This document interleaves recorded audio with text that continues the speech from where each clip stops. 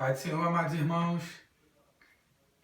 como vocês sabem, a gente não pode se reunir na igreja, então a gente vai manter esse contato por videoaula. E qualquer dúvida que vocês tiverem, por favor, entre em contato diretamente comigo pelo WhatsApp e eu vou estar tentando ajudar cada caso, tá bom?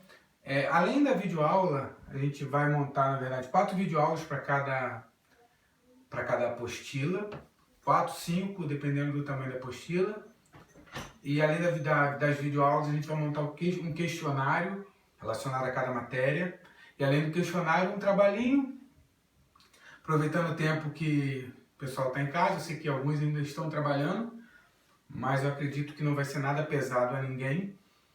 E se em algum momento os irmãos acharem que está muito puxado, que está muito pesado, por favor, entrem em contato comigo e a gente vai conversar e vai tentar ver o melhor método para a gente não perder esse tempo que a gente vai ficar em casa, para a gente aproveitar esse tempo para a gente ir estudando, tá bom?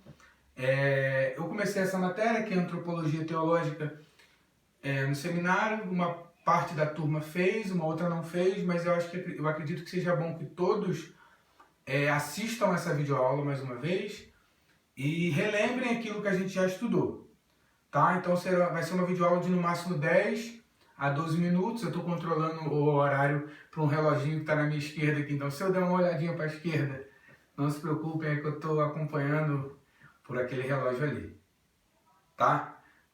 Então a gente vai entrar agora na matéria. Qualquer dúvida, não se esqueçam, entre em contato diretamente comigo pelo WhatsApp. E, por favor, uma outra coisa que eu queria pedir é que vocês não compartilhem esse vídeo com mais ninguém, a não ser os alunos que fazem parte do curso. Tá bom? Então a gente vai manter esse material com os alunos que fazem parte do curso de Teologia Básico aqui em Luxemburgo. Tudo bem? Vamos lá. Então, falando de Antropologia Teológica, a nossa primeira pergunta é: quem somos? E a nossa reflexão é sobre identidade. O que nos identifica como cristãos, como salvos, como regenerados, como nascidos de novo, como tornados novas criaturas? Que convocação, chamada temos da parte de Deus Pai, que faz a diferença no mundo em que atuamos, no mundo em que vivemos e em meio a essa sociedade? A gente sempre fala que a gente é um povo que vive no meio de outro povo, que a gente foi chamado, que a gente foi convocado por Deus. E o que é que nos identifica diferente do povo que não serve ao Senhor Jesus, que não serve ao nosso Deus? Então nós vamos ver aqui 3 pontos nessa chamada que nos identifica como o povo de Deus, como os chamados. É aquilo que nos traz a identidade de cristãos, tá bom? Tudo isso dentro da Antropologia Teológica, que é a matéria que nós estamos observando, tá? Então, o primeiro ponto é que Deus nos chama para que sejamos adoradores. Ou seja, todos nós fomos chamados, convocados a adorar ao Senhor.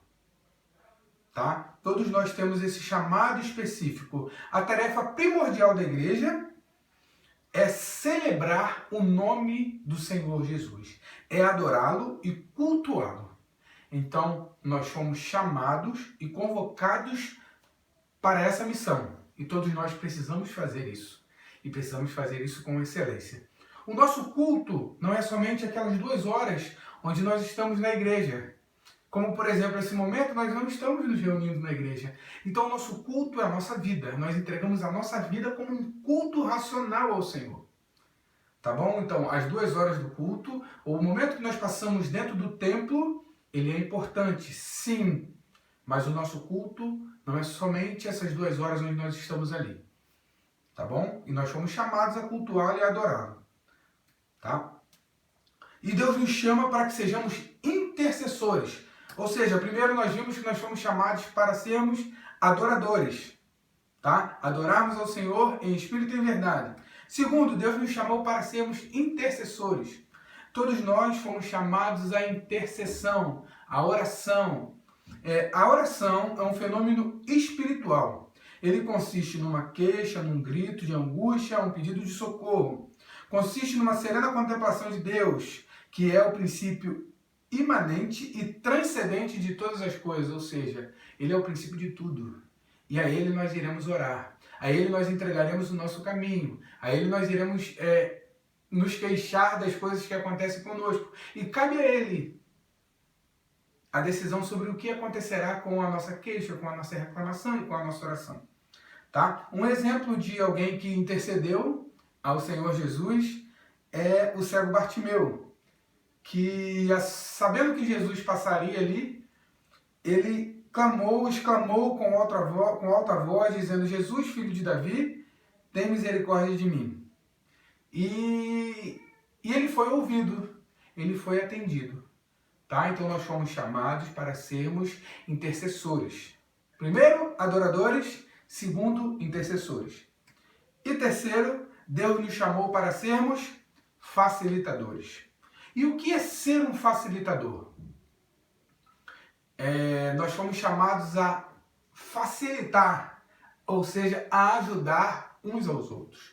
Cabe a cada um de nós ajudar o nosso irmão ou ajudar alguém a fazer alguma coisa. E quando nós estamos falando aqui do Evangelho, estamos falando do Reino, Deus nos chamou para repassar essa mensagem. E quando nós repassamos a mensagem do Evangelho, nós estamos sendo facilitadores. E além do Evangelho, nós fomos chamados também a suportar uns aos outros, a carregar as cargas uns dos outros, a ajudar uns aos outros, a ajuda mútua. O cristão foi chamado a isso. Então, quando nós olhamos uma das cartas de Paulo, que nos remete a uma igreja modelo, na questão de facilitador, é a igreja de Filipenses, que é uma igreja que ajudava o apóstolo, que ajudava a manter o seu ministério. Tá? Com oferta, eu ajudava em oração, eu ajudava em súplica. E o apóstolo Paulo, quando escreveu essa carta aos Filipenses, ele fala da ajuda que recebia e os agradece.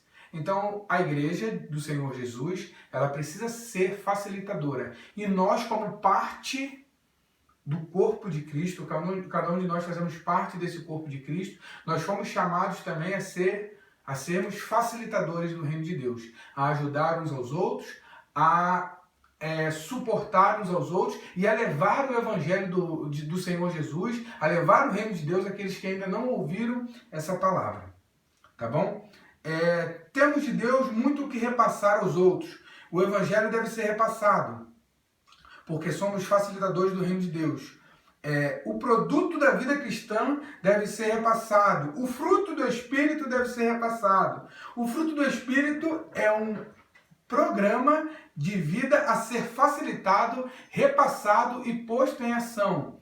E aqui a gente vai ver alguns frutos do Espírito, a gente vai ver o fruto do Espírito, e assim como eu acabei errando falando antes, algumas pessoas erram em dizer que são frutos, mas na verdade é um fruto com diversas características, tá?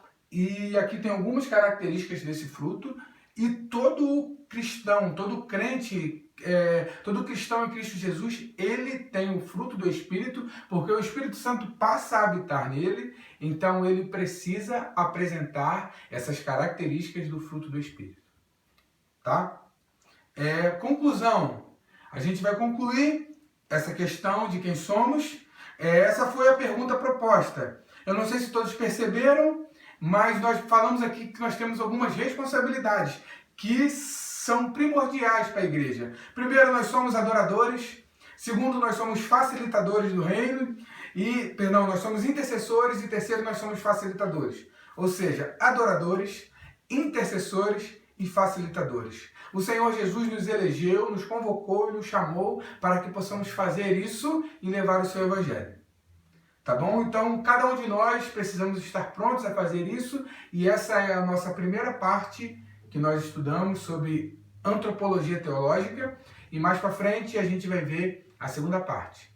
Tá bom? Espero que vocês tenham entendido, e qualquer dúvida que tenha ficado, a gente pode voltar e conversar individualmente. Não se esqueça, nós somos adoradores, nós somos intercessores e nós somos facilitadores do reino. Essa é a característica, essa é a identidade daquele que foi convocado por Deus. Amém? Deus abençoe vocês em nome de Jesus.